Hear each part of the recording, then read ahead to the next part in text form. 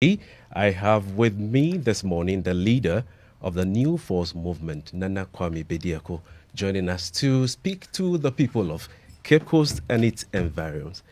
Good morning, Nana. Good morning, Entry. How are you? I'm doing fantastic. Yourself? Very well, by His grace. We thank God. It's a real privilege hosting you in our studios this morning. I want us to kickstart the conversation because lots of people are interested in who Nana Kwame Bediako is. First and foremost, who is Nana Kwame Bediako?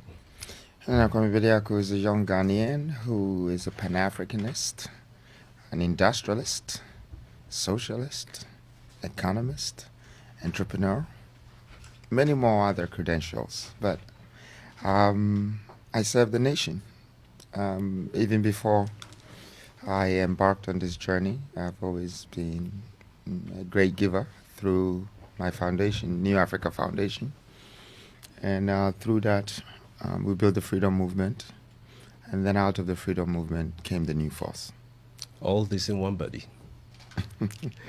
Great. I mean, we know you are aspiring to lead the country, but just before we get on to some other bits of the conversation, people remember that this interview is being streamed live on YouTube via TV UCC. So you can subscribe to our YouTube channel and be part of this conversation. Send us your thoughts. If you have any questions for Nana Kwame Bediako, this is the right place to do it. Nana, let's look at your leadership track record. Share with us what your track record is. Well, I mean, a leader is someone that always have a vision. A leader will be someone that would always have a purpose. A leader is someone that have guts and the courage to build a nation or a generation. And I have these instincts right from the beginning. Even though that I wasn't a businessman, in my youthful days with my friends, I was leading them.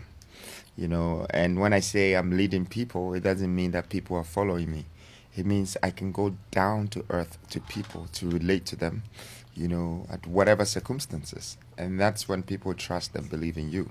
And that's what I see as the leadership skills that I've acquired from the beginning of my life. And going forward, you get to realize that you become responsible after some time. That's where it really kicks in. Are you just responsible for your family, or you are responsible for social amenities and responsibilities? Are you responsible for a nation? Are you responsible for a country? Are you responsible for the nature that you came to meet? So I'm going through that kind of responsibilities, and that is where my vision, my movement, my life is gearing towards taking care of what I came to meet here. We've been following you quite a lot, but and we know that you're enjoying some success with your business and all that. Why do you want to be president? You're doing well. You're serving the country. You've done a lot. You're still doing a lot for people. Why this bid to lead the country? Yes, Entry. I mean, it's great to be successful for yourself.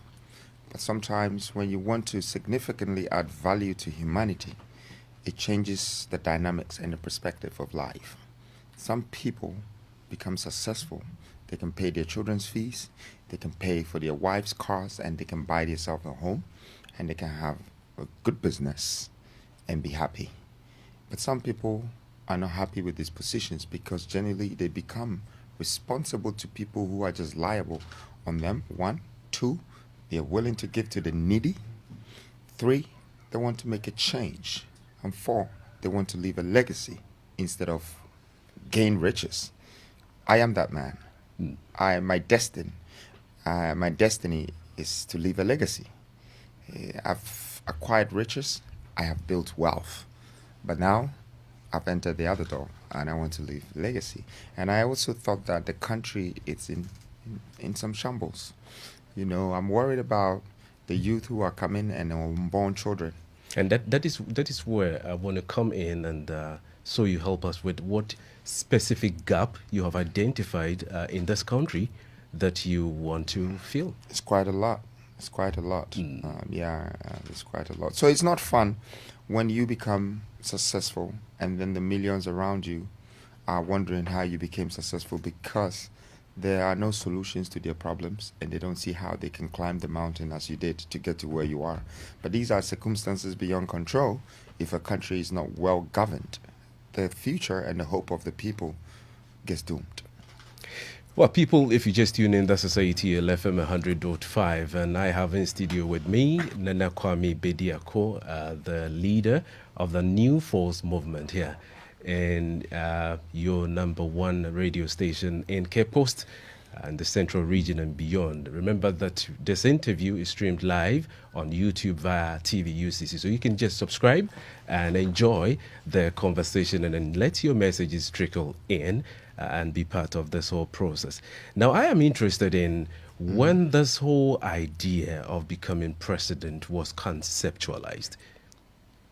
Well, it wasn't until last year.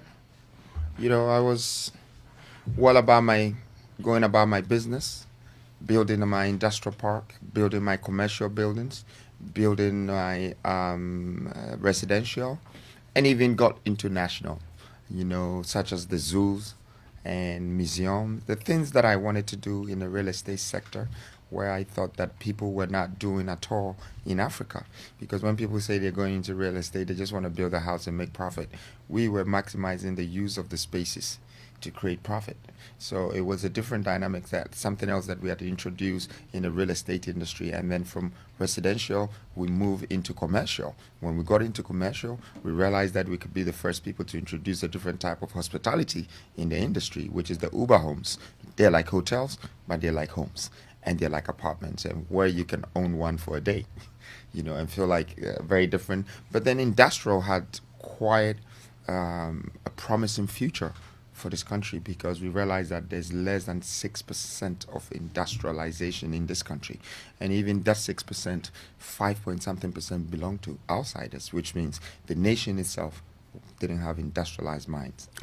What specifically will you be doing in this regard to change the issues around the industry you talk about? Well, when I say industrialization, I'm talking of manufacturing hubs, being able to experimentally fiddle and look into what we have as resources, whether they're mineral or natural, and then turn it around. This is what creates jobs in the system, in every country. This is the strategy. This is the secret behind every country's development. This is what creates jobs. And we discovered that through real estate when we branched into industrial. But that vision I had maybe 12, 13 years ago when I started Petronia in the western part of Ghana. For us, real estate has led me into different types of fields in understanding. But what really brought me into national governance is that I realized that the people I resonate with, the people I relate to, and the people that I look at the future with, I could only see the youth.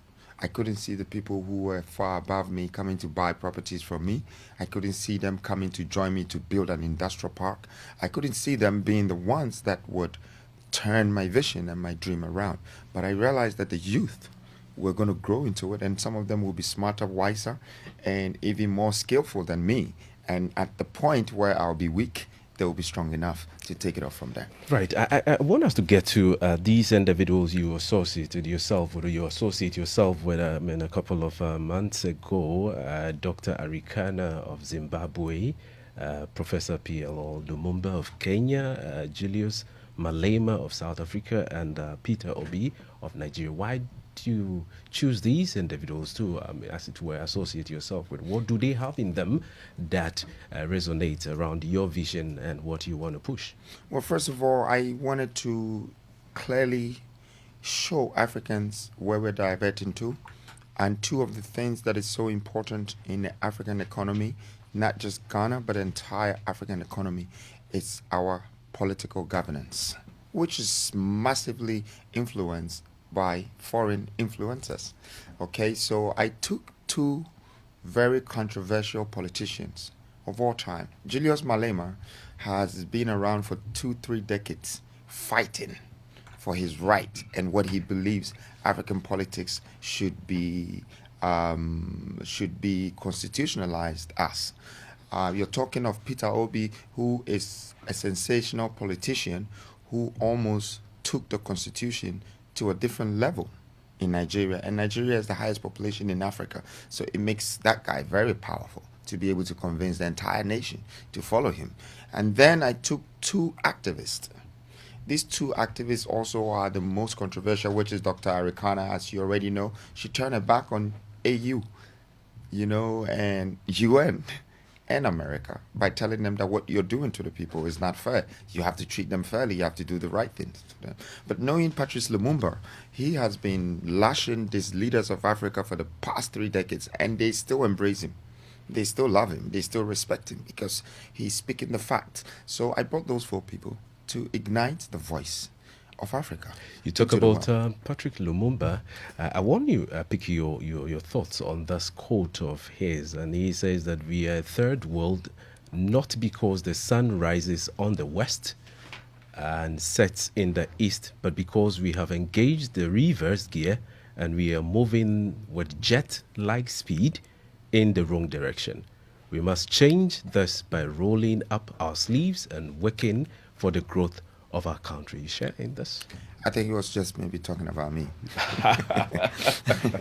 Yeah, so practically, as I was saying, I mean, these 4 people are, if any government, if you had the president of Ghana and maybe Nigerian president coming together to invite these 4 people, they would not show up. And I think that they didn't think that the New Force and the New Africa Foundation had what it takes to bring these 4 people. Yes, we do.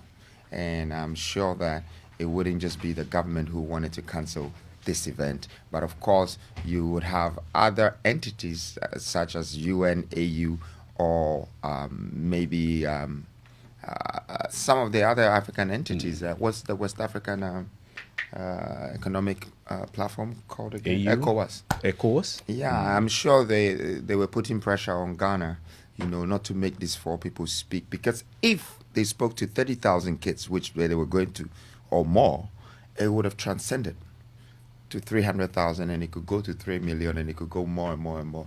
But you can't change the minds of the kids again. Now let's talk about this controversial one. You're on record to have said that you're going to dredge the sea to the Ashanti region. Is that feasible? How? Yes, it's very feasible, but the point that I was making is not carrying or forcing the sea into Ashanti region. I was saying to Ghanaians that the time has come that we connect all our ferries, our rivers with the sea. It's called canals. You bringing water to a place is not because you want beach where people will go and throw their rubbish in like they're doing everywhere in Ghana. I think that transportation, coastal transportation, is something huge that we're lacking in this country. And if we want speed in our development, how are we going to sit down and think that we are going to be bringing 500 of containers from Tema Harbor, 400 kilometers away from Kumasi, to develop Kumasi?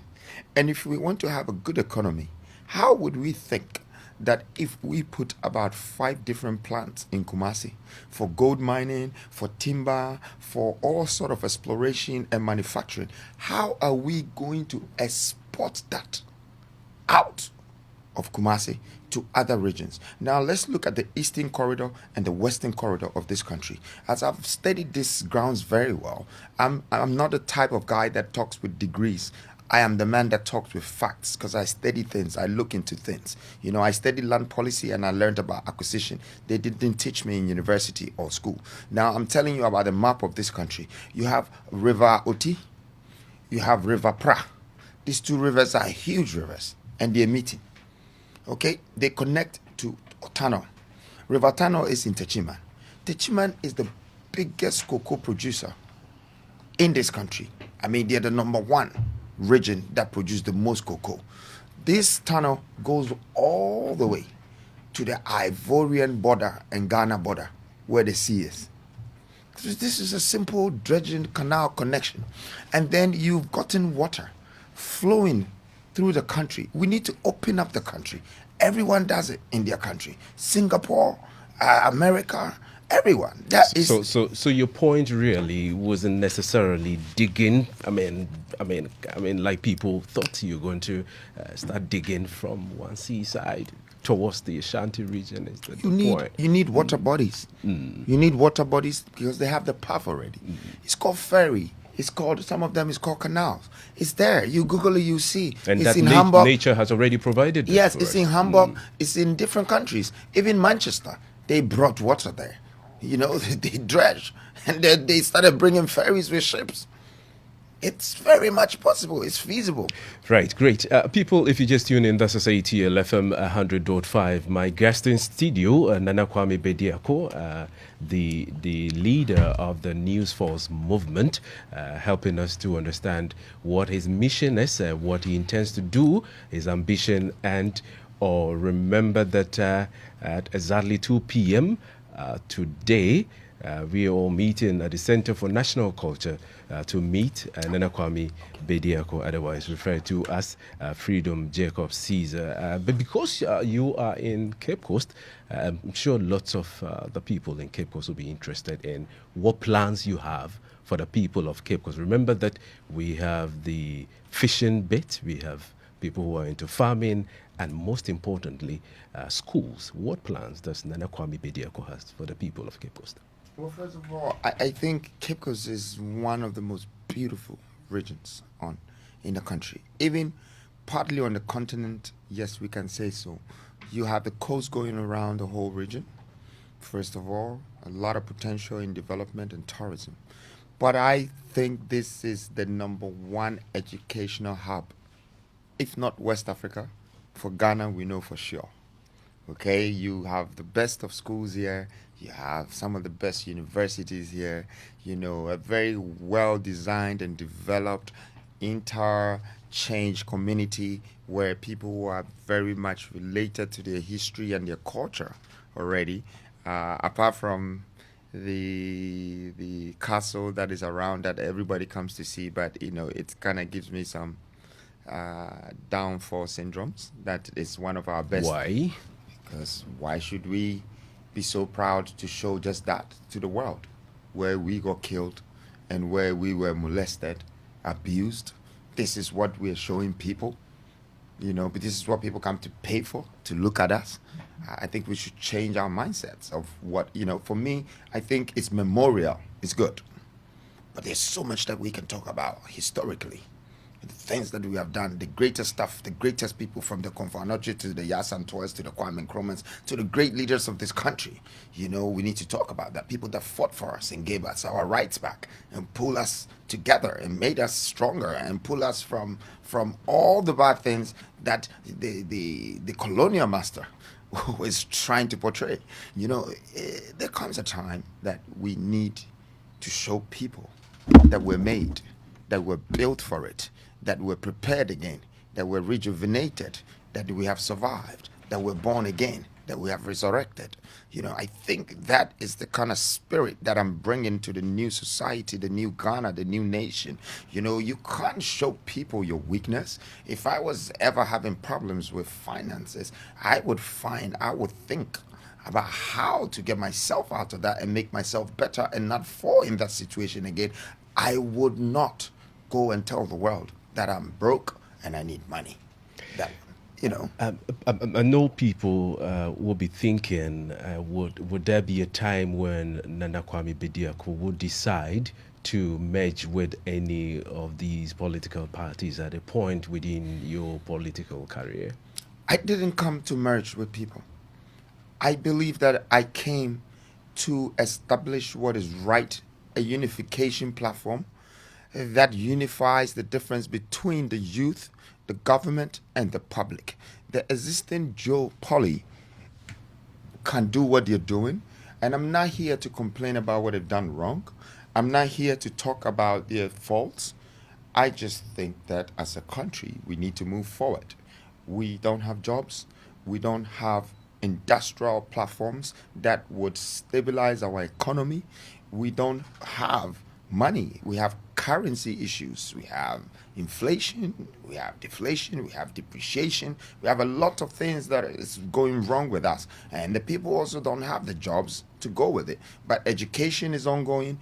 Everything that will make someone's future become bright is ongoing. But everything that will lead you to that bright future gets stopped once you finish your education. So I just think that we need a change. We need a change. And I'm not here to go and merge with any party, because I think that with me me and that party, there will be a change. If they believe in what I'm doing at some point, they're welcome to join. I'm not someone that is going to discriminate any parties.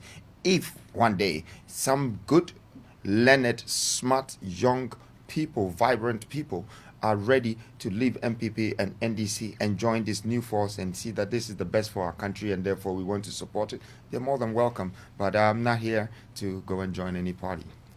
People, you're at liberty to get interactive with us. 0275 14 49 49, 0275 14 49 49. Alternatively, you can reach us via 059574 3868. These are our engagement platform, both XMS and WhatsApp. This is ATL FM 100.5. Remember, we are streaming live via YouTube, via our YouTube channel, TVUCC. Get interactive with us. Send us your messages if you have any questions. I've got a message here from Bismarck. Thanks for writing to us. And Nana Bismarck is asking that you describe yourself as a socialist. And his question is, what are you seeking to do in a democratic process like election? Is that not contradictory? No, it's not actually. I already think rather our constitution is quite contradicting us already.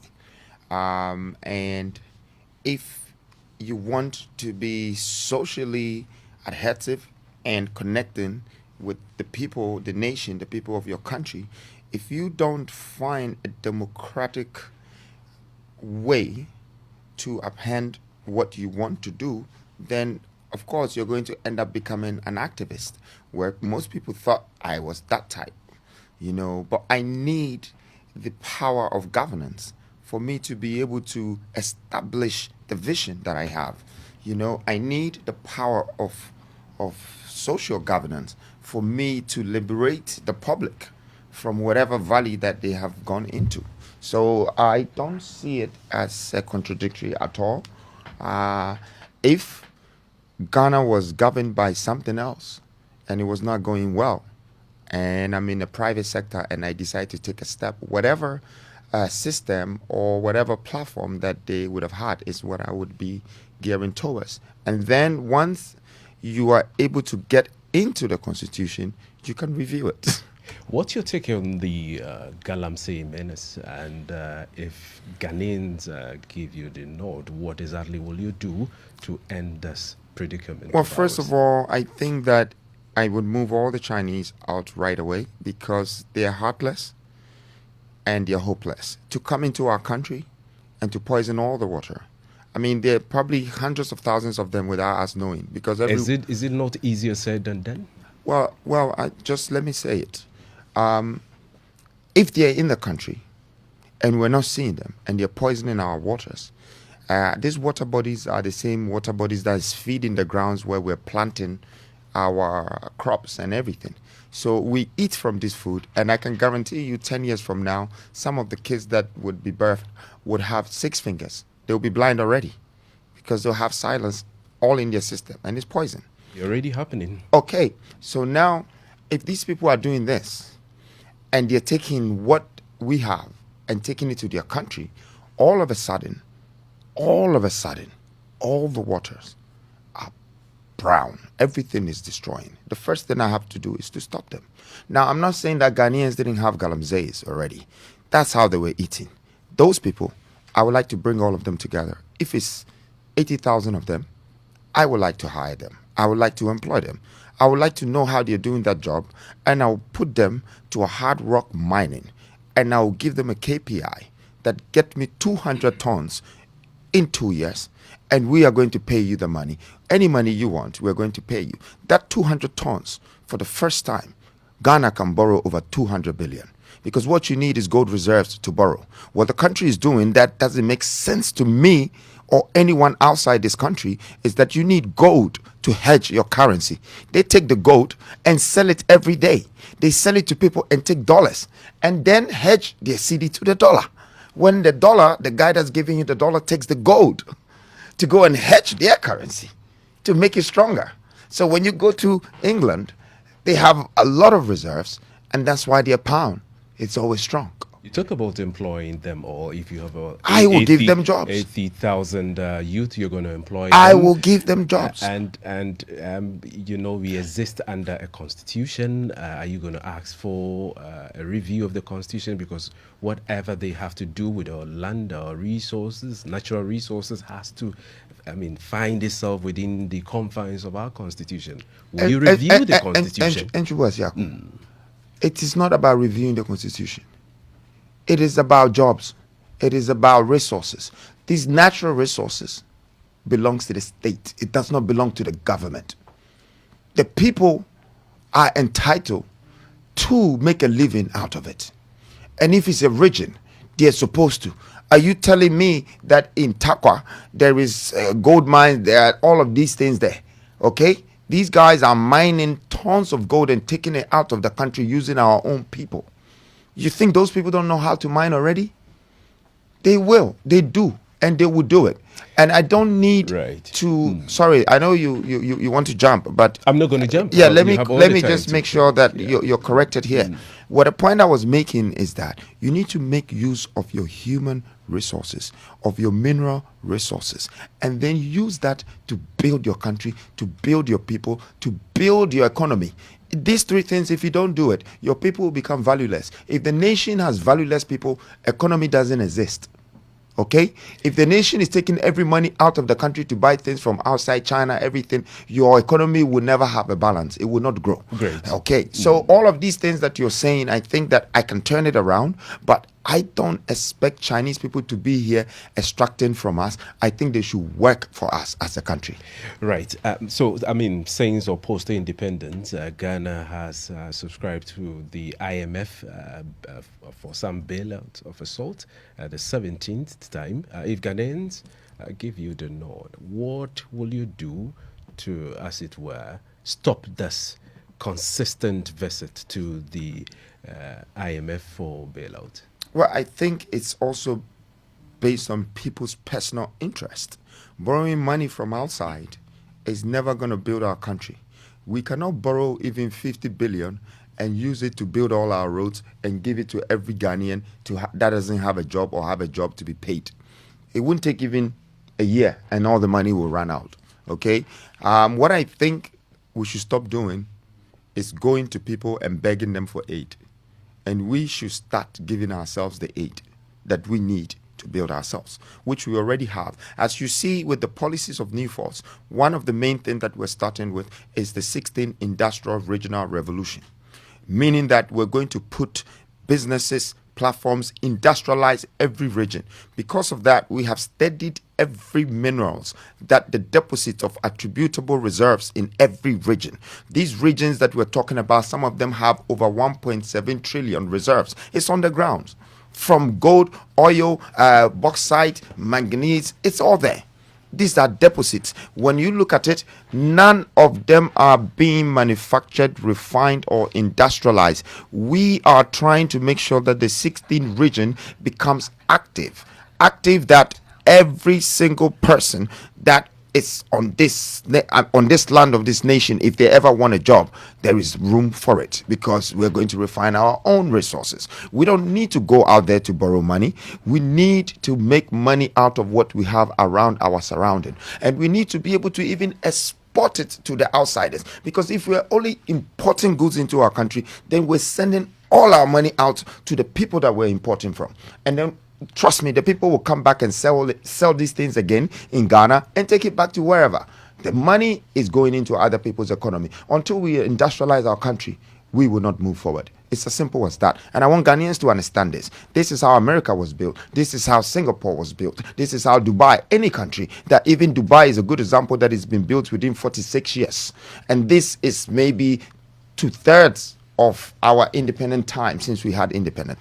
They have built a whole place, over 3 million apartments, buildings, everything, and it's become the center of the earth. Everyone is passing through there, and they are living very well. I mean, their future is already built. Ghana has that potential to be one of the first developers of their own country in Africa and start this African industrial revolution. That's what I'm geared for. I'm ready for something. And I'm telling the nation that Africa's industrial revolution is coming. It's going to be the biggest thing. It's going to be the third world biggest thing. The first was farming, and it was big. The second has been technology, and it's big. The third would be Africa Industrial Revolution. What has been your inspiration about this whole Africa thing?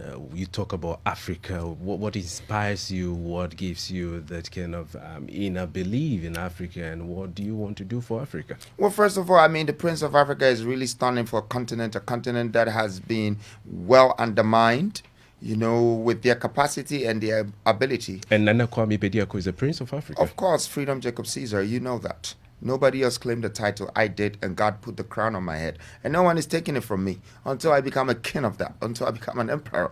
I want to, you know, I've lost some great people. The likes of Gaddafi's, the likes of Kwame Nkrumah, the likes of all these great leaders of Africa. Their spirit dwells in me.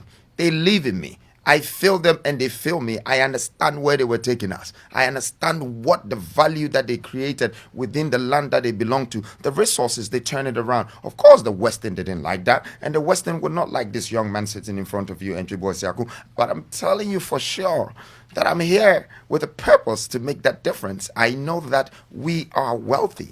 We are rich. We surface the earth. And we are the reason why a lot of countries in this world is built. Without us, there will be a lot of problems. And I know that, you know, the world needs all the lithiums and the cobalts and the oil and the gas and the gold and the things that we have. But we have become victim to our own wealth.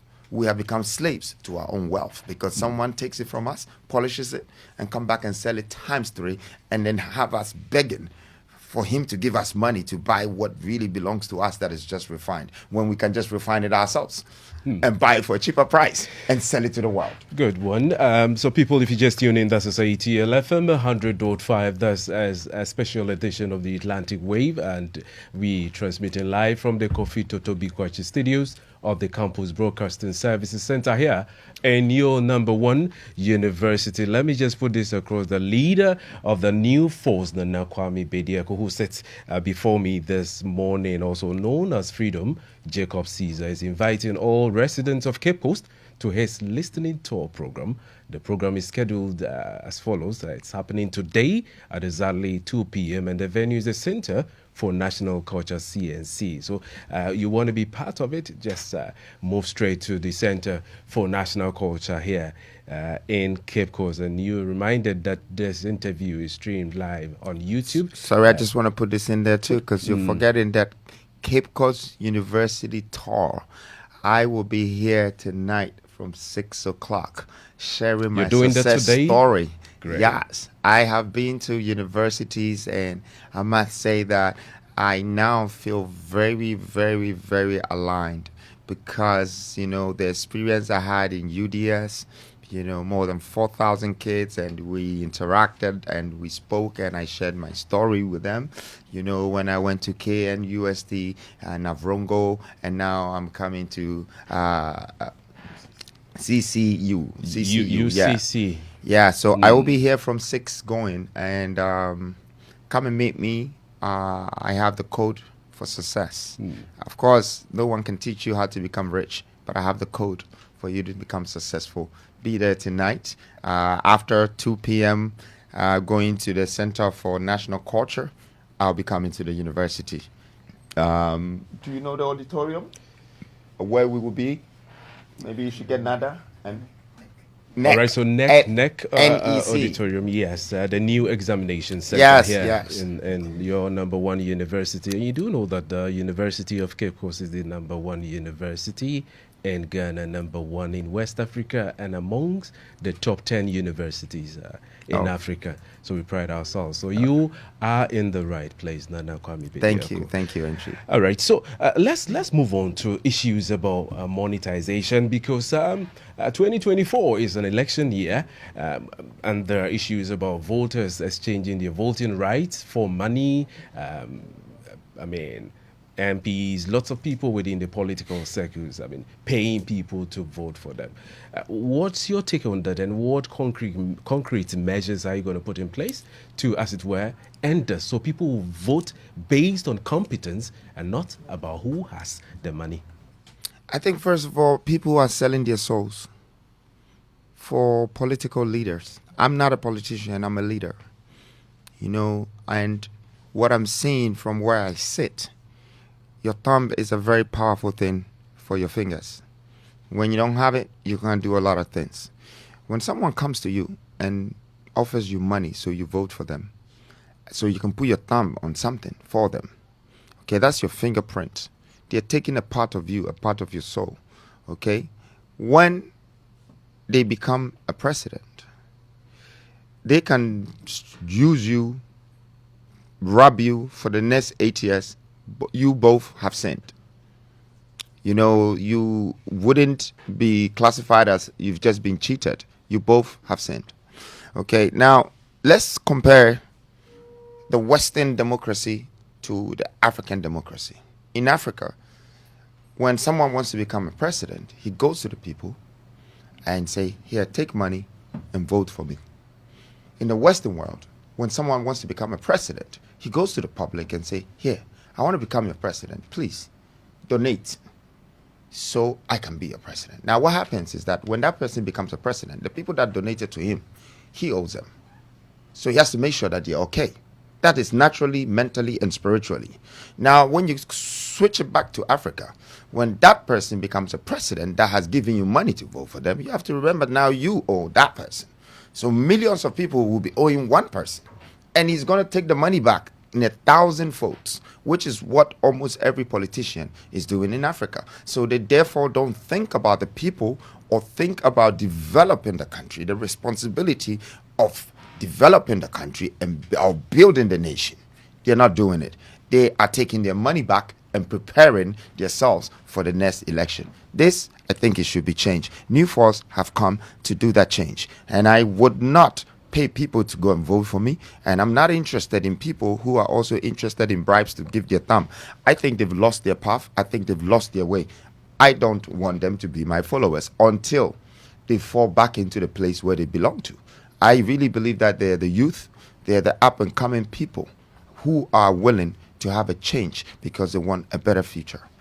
Do you think the country needs a development plan? Because as it stands, different political parties and your good self have different plans for the country. Do we need a development plan as a country so that irrespective of whoever sits on the throne, we know this is the direction? I think they have a development plan, but it's not implemented and utilized right. What I think we need to do is to actually change the constitution in such that if someone has started anything, it doesn't matter whatever government, the next government needs to continue from there.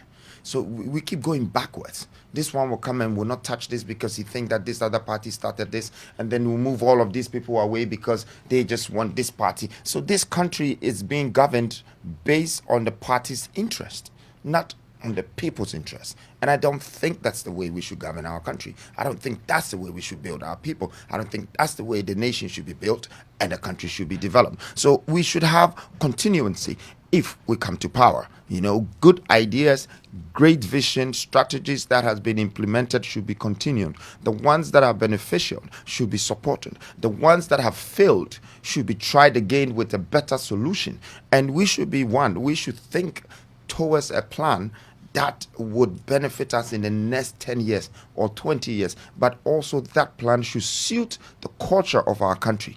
It shouldn't be a westernized plan because it doesn't happen easily when you don't do machines, when you don't build equipment, and all of a sudden you expect to have bridges everywhere. You expect to have, first of all, we need to start to industrialize our petrochemicals so we don't have to buy bitumen from outside to do our roads. If we're doing bitumen here, it will be cheaper. We have the stones, we have the concessions. We can build 6 lanes. If we do that, and that 6 lanes is going to give more jobs in the country. And instead of paying $1 million, we can pay a quarter or a third of that. It's called economy of scale. When you're doing investment and development, which is my forte, that's what I do. My business is investment and development. And what I'm doing in the development is making sure that I multiply the use of the spaces into many spaces. So like some of my developments is 1.5 plots, but I managed to put 108 apartments there. That's where my profit is.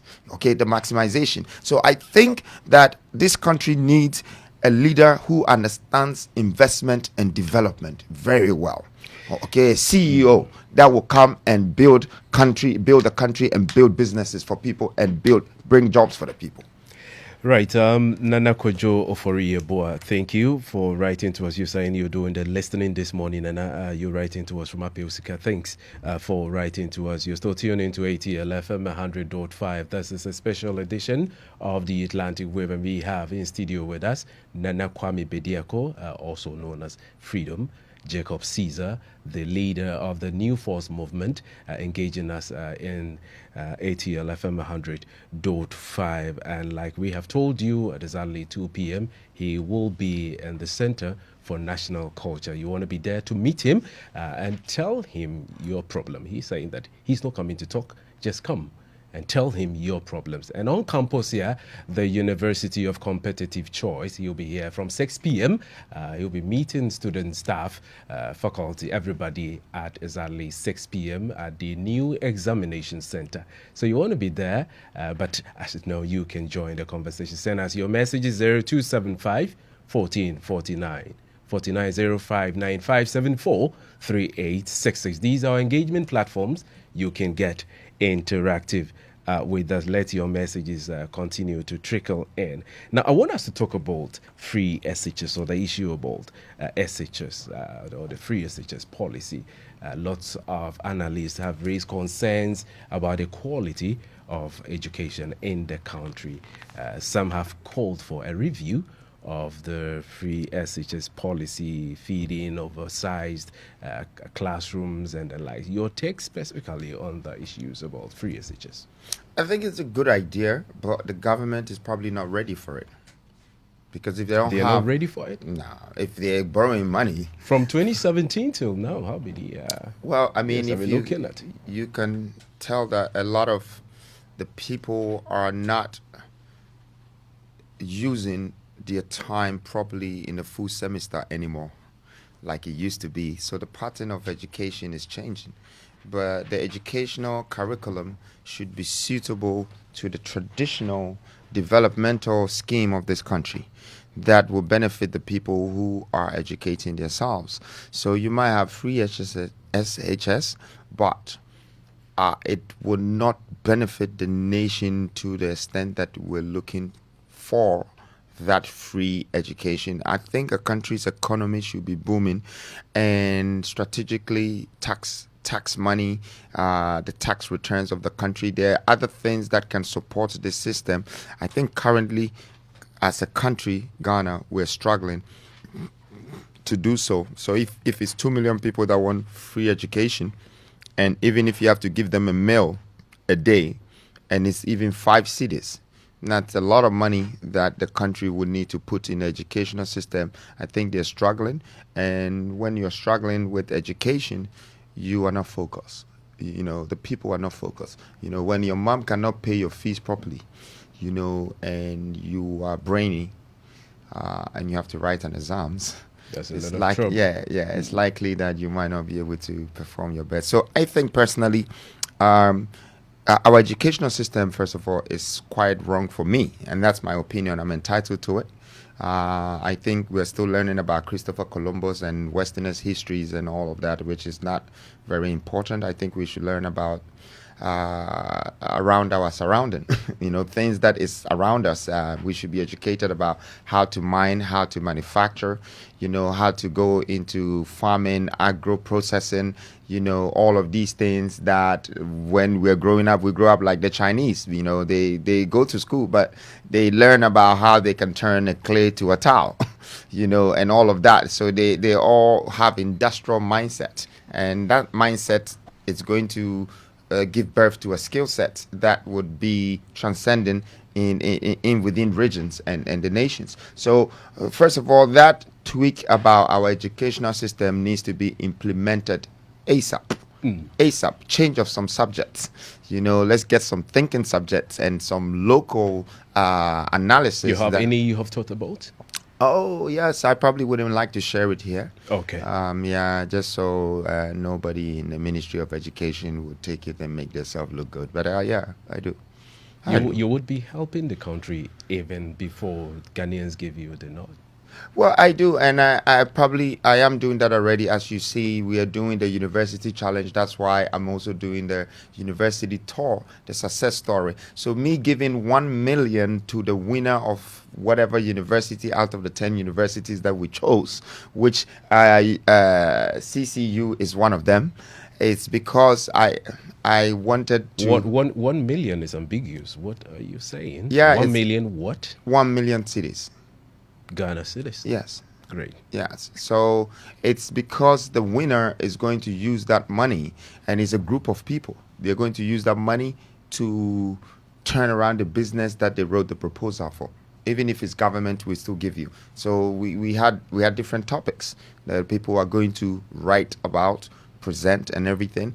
And I'll tell you why we did this, because we wanted to create entrepreneurship, wealth building, and empowerment. These three things we want to introduce into the universities, because we've realized that the universities are they're spending 4 years of their lives only because they think they will get a job after. They don't come out of university as business people, as leaders, as entrepreneurs. We want to create that. We want to put that in our curriculum. Just because you touched on students and universities and schools and what they intend to do with education, they want to move out there and get jobs and all that.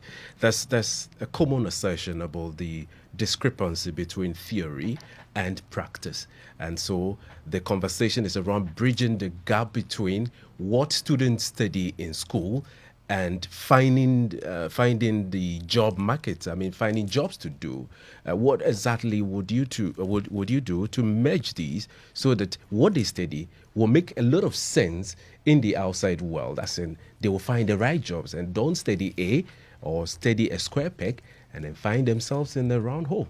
That's exactly what I just told you, basically, that's what we're working on, because practicality needs some sort of networking group team to work with, push you, so you can see the essence. So I actually heard you say that, but my interest is specifically what you would do, unless you do not want to share, but what you would do specifically to be able to bridge this gap, because governments have tried.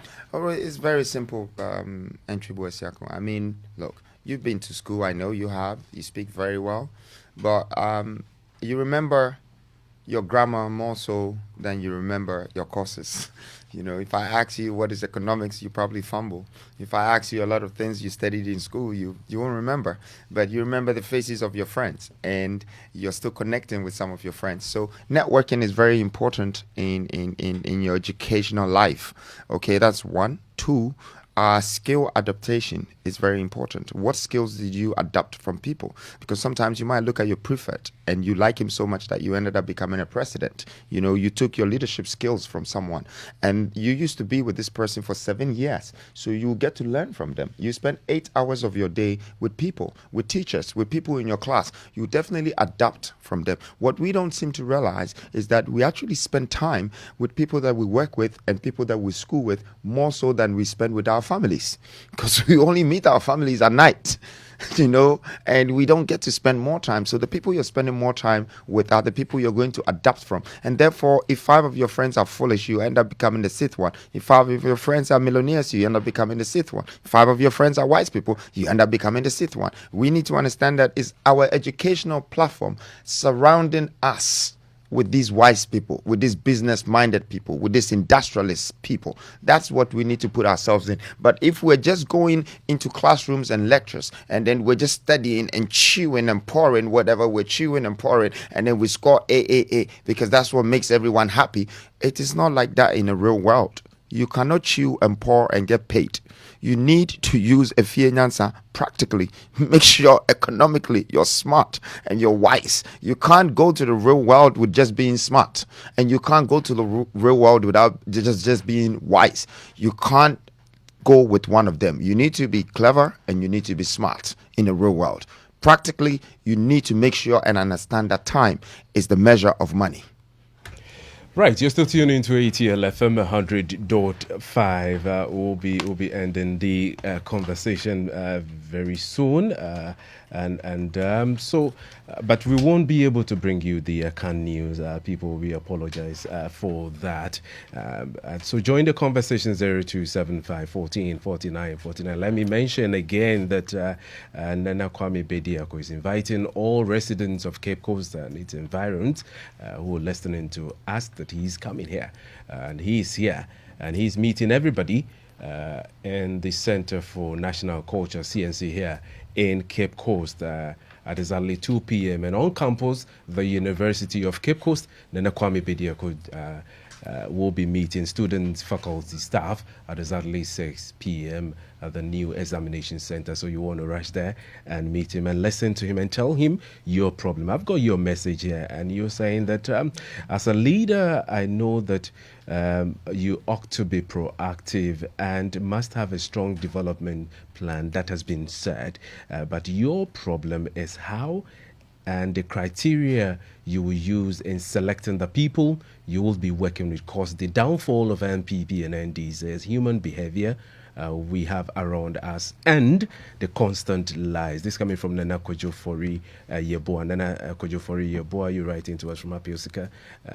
Thank you. So he's basically talking about how you're going to select the people around you. Most importantly, ministerial appointment. And over the years, there have been issues about these appointments. Yeah, it's just how you manage the people and how you let them operate.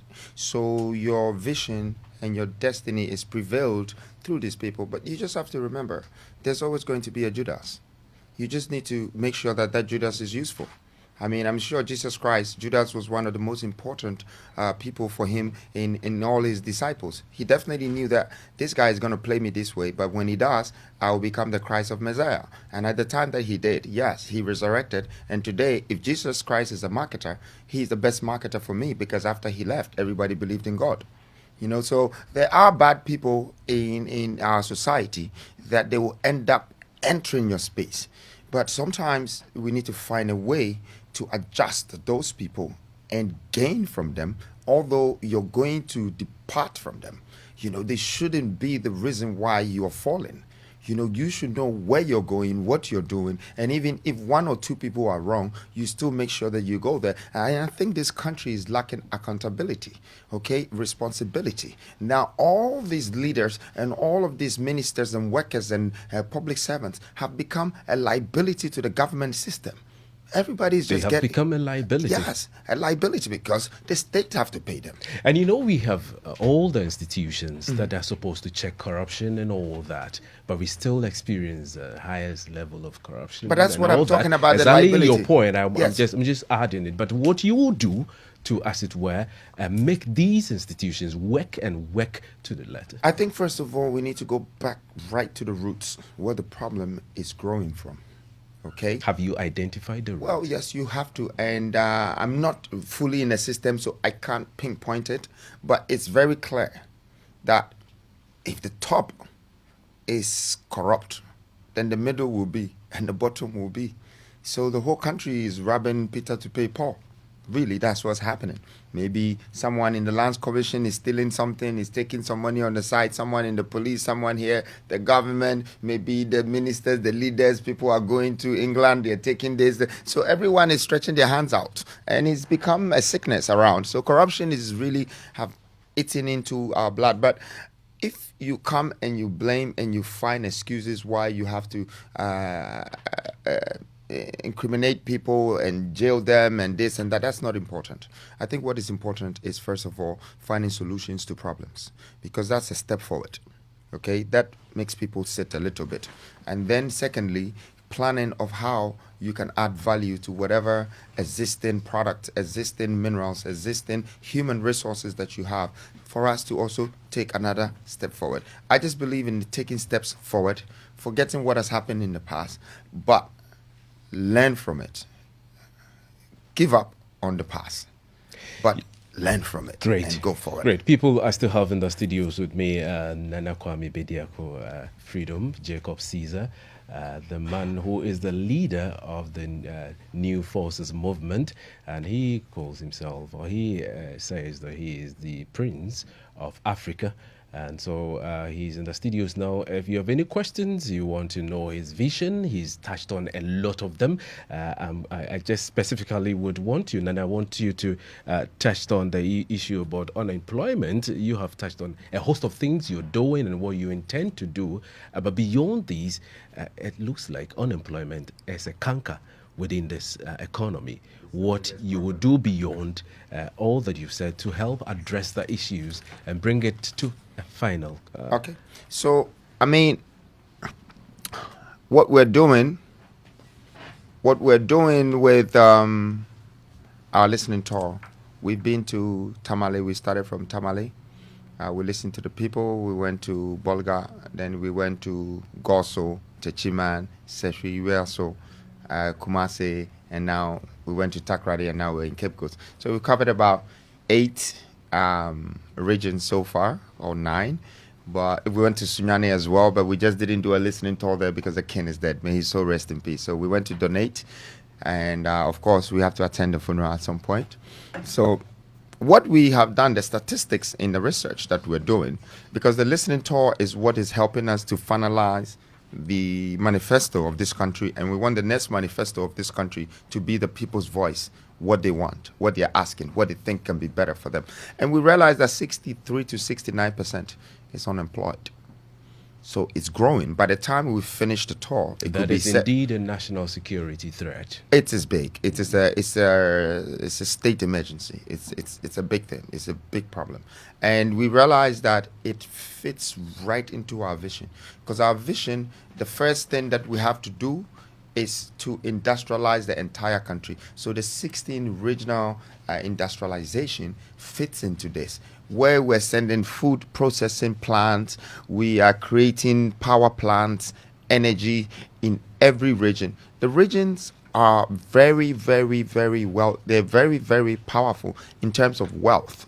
So we've checked, like Western region, for instance, is 1.7 trillion. You have about 28 billion in Volta region. There are different numbers that we calculated. And when we put everything together, we're talking of 4.7 trillion attributable reserves in the country. So once we're able to create a value and an industrial platform in every region, automatically the jobs will be created for the people, because it's not the shops that we're buying the trading goods that will bring the jobs, which is what almost everyone is doing in the country.